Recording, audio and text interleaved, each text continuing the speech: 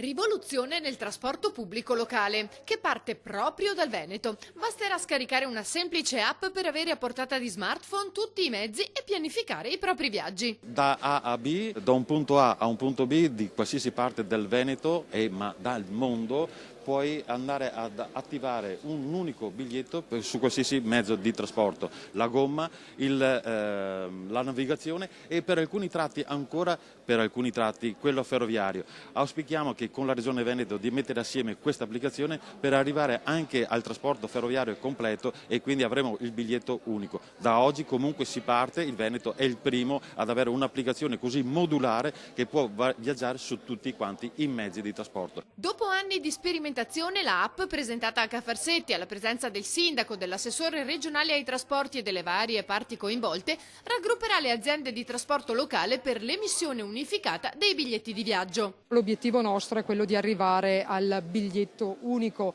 e quindi ad arrivare non solo ad una tariffa unica per tutta la regione che sia uguale tra ferro e gomma e con tutte le dovute considerazioni per l'acqua, ma arrivare anche ad una integrazione intermodalità dove ci si può muovere all'interno di tutta la regione utilizzando un mezzo pubblico, poi che sia di un tipo o dell'altro non importa.